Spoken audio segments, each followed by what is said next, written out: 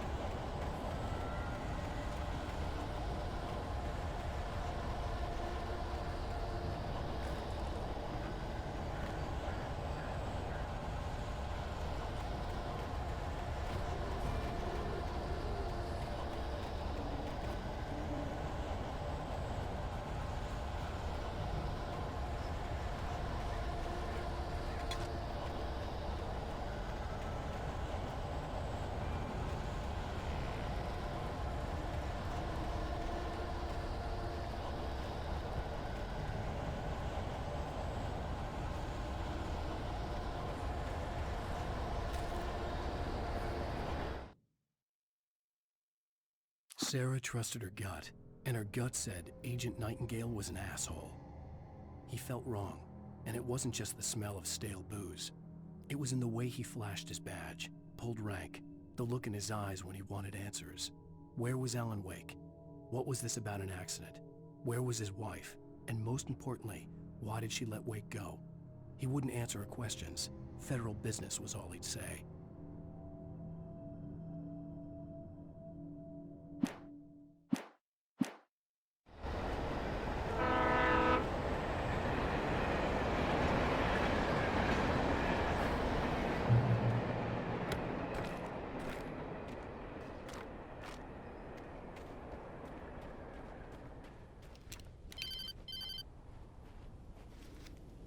Hello? The most stubborn man I've ever met. Alice? Alice? Alan. Alan. I'm so afraid. Keeps me in the dark. Please help me. I look at you, Alan, and it's not you. Something else. Looking out from behind your eyes. Alice, I'm here. I'm so alone here. It's all gonna go to hell. You need to be careful. Cooperate. The connection had been terrible, but that wasn't the only thing that hadn't been right with the call. She sounded wrong somehow, but she had called me.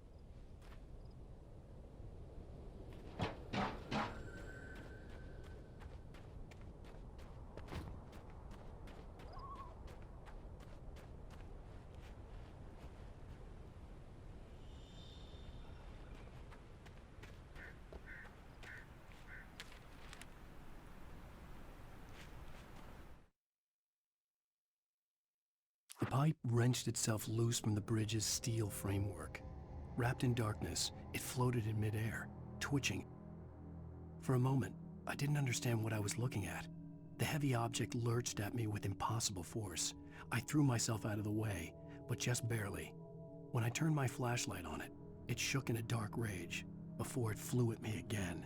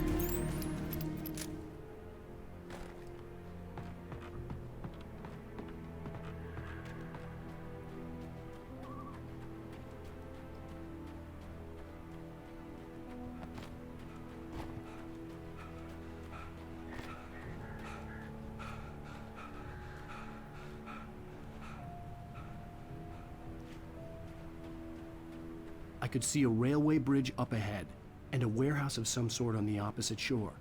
I hoped I could find a car from there.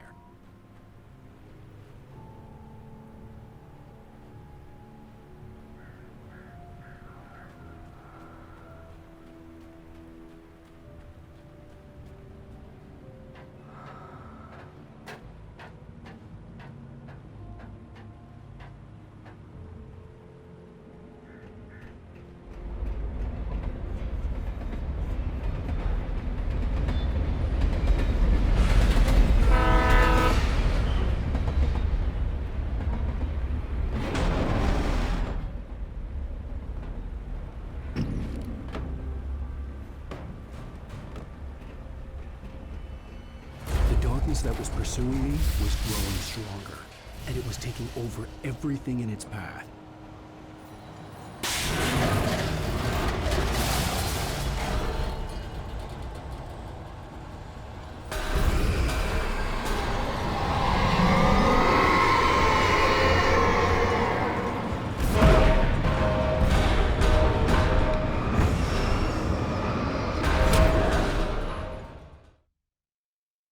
I hoped I could find a car from there.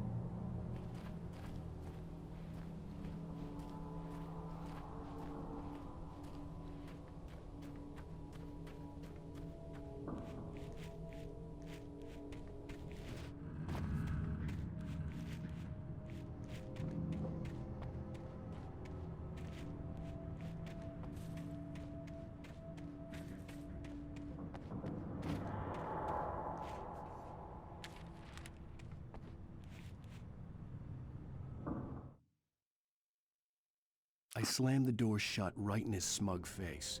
He pleaded for me to open the door. True to form, the asshole actually thought I would obey. I had no sympathy left, no guilt either, not for him. I took a moment to savor the scream. I bet I had a smile on my face. It was all that I had time for. The dark presence was inside the lodge with me.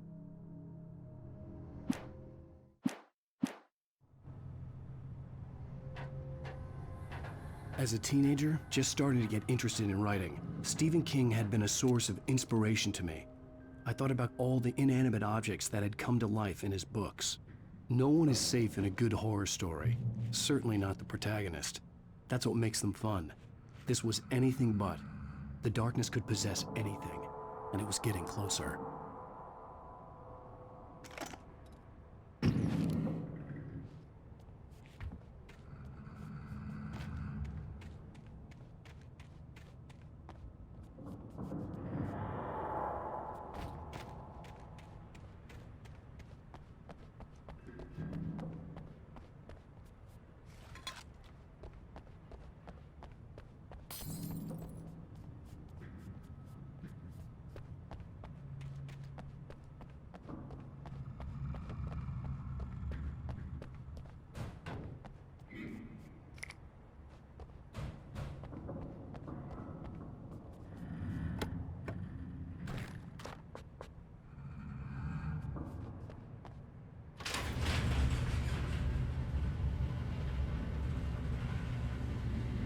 Did you call 911?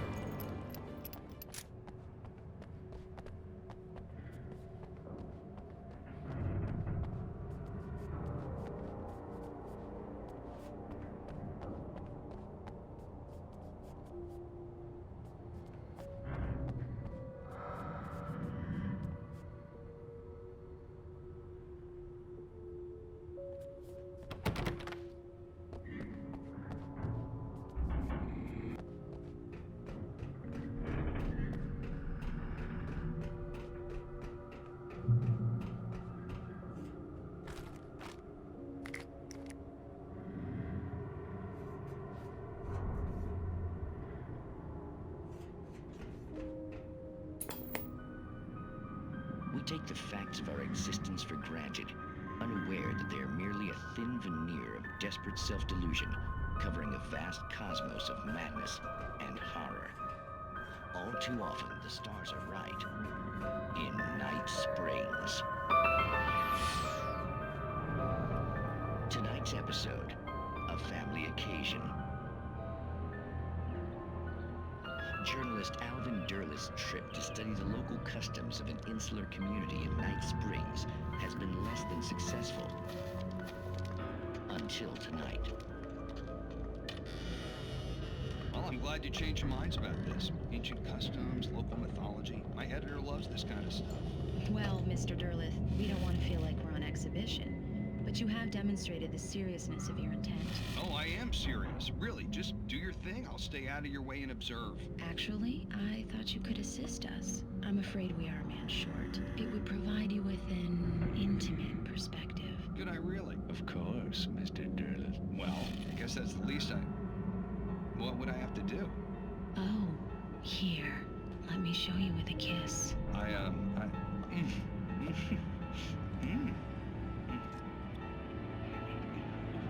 What did you...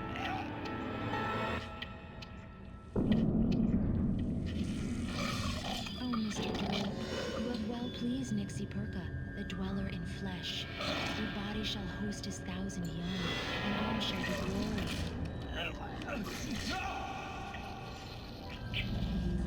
Shh, darling, be calm. Shh. Alvin Derleth learned a harsh lesson. If you go looking for mythology, it may come looking for you. And such quests always bear fruit. In Night Springs.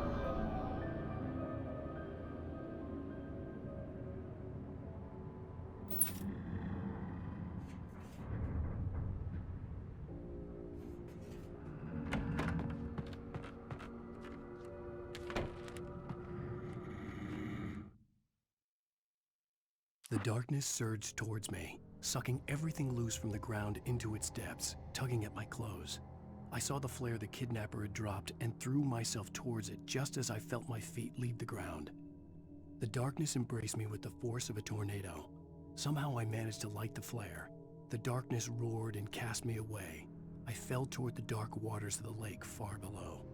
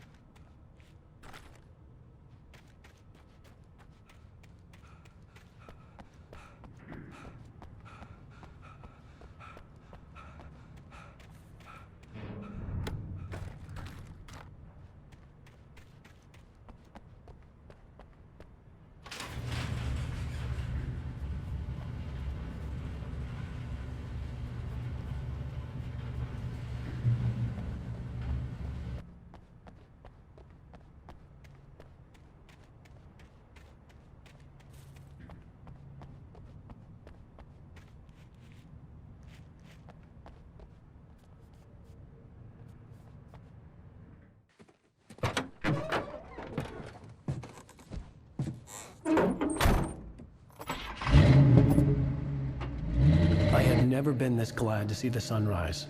I had a couple of hours to get to the coal mine.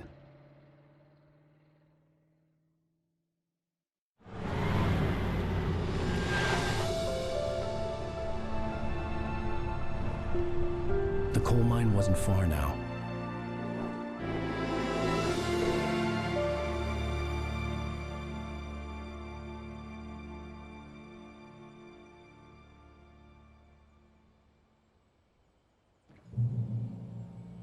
Today,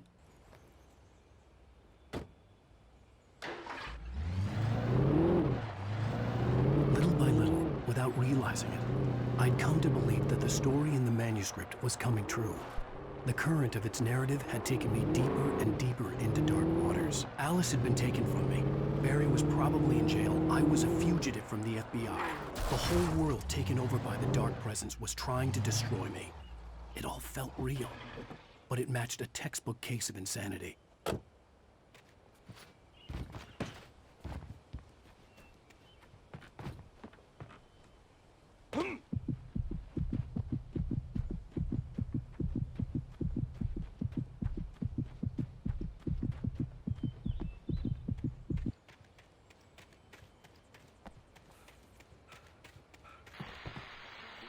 This is Pat Main, and you're listening to KBF-FM. Folks, I want to apologize for kind of abandoning you to that looping music track last night, but I was detained.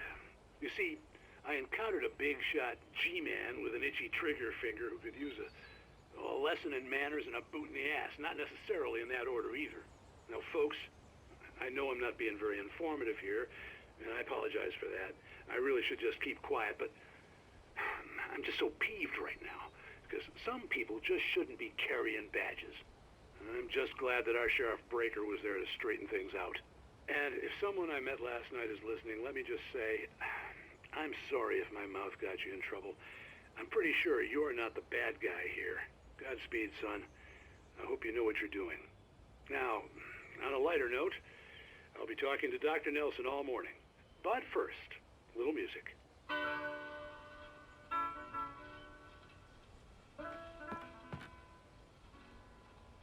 Nobody cares about me. Ain't even got a friend.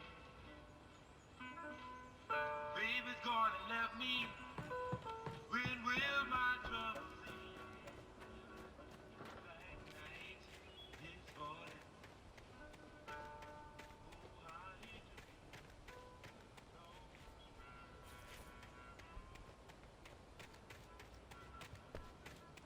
I keep crying for my baby.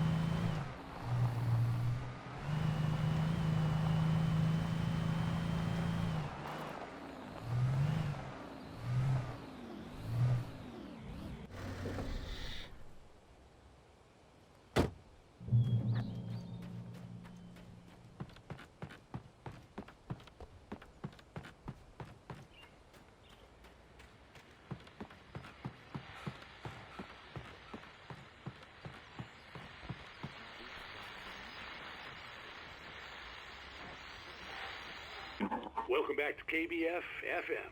Hope you enjoyed that tune. Now, Doc, you were talking about life and finding that special someone, that soulmate. Well, you were talking about that. I was saying I don't buy it. Well, see, to me, that's strange, because I always pegged you as a hopeless romantic. You got me there, Pat. But I think love's where you look for it. And you need to do a lot of looking, sure. But the idea that there's that one special person out there for you, and if you miss that chance, it's gone forever, and you're forever incomplete. I mean, isn't that depressing? Or, heck, childish even? Hey, there's plenty of fish in the sea. And apparently a fisherman has a fishing analogy for everything, but what you're saying, isn't that a little harsh? Well, no. What I am saying is that your potential for finding that connection isn't limited to what's essentially a chance encounter. How is that harsh? Yeah, well, I guess that's a nice thought, but let me say something personal here. Okay. Now, well, I don't disagree with you exactly, but I can't really fit that together with what I feel, what I felt for someone, because she was the one. She was. And I let her drift away from me. Maybe I didn't put in the work, I don't know, but, well, since then, and it was a long time ago, but since then, there hasn't been anyone, not like her. And I'm not saying I dwell on her or haven't moved on. I like my life. I'm not living in the past, but I do miss the way she completed me. You can't argue with the heart, Pat. I'm sorry, folks. I had kind of a scary experience last night, and let's just say it's shaken a few things loose.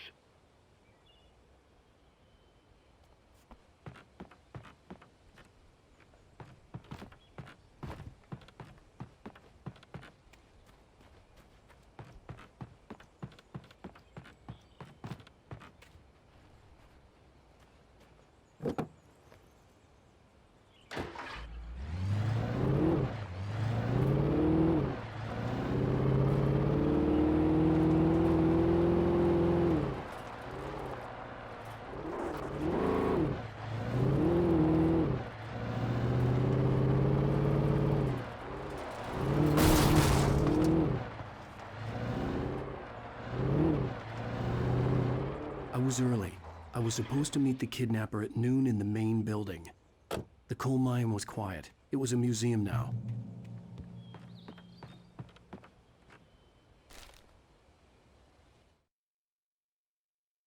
With Nightingale gone and the night wind blowing in through the broken studio window, Maine stared at Sarah.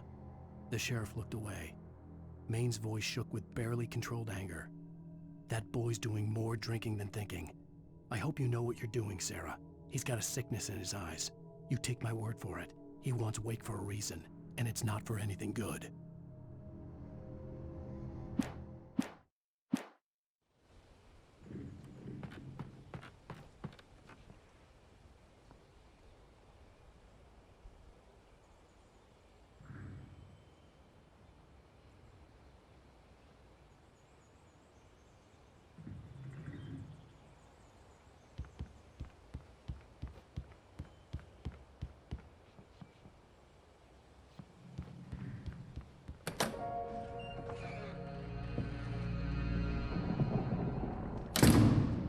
I didn't want to go outside.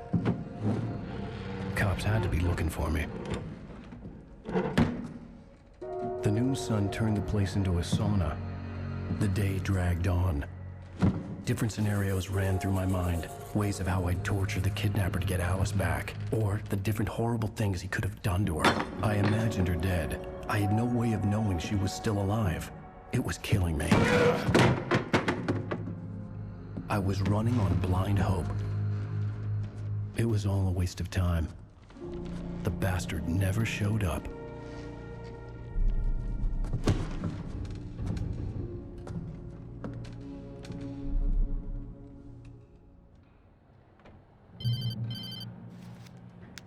Wake. Where the hell are you? Change of plans. You know where Mirror Peak is? It's a big mountain north of where you are. You follow the path from the mine, you can't miss it. There's a lookout point there. I'll be waiting. I'm through being jerked around by you. You want to see your wife alive? Because if you do, you better watch what you say to me. Do we understand each other? I want to talk to Alice. Yeah, and I want the manuscript. Don't keep me waiting, Wake. Hello? Hello! Ah! I'm gonna kill him! I had to get to Mirror Peak.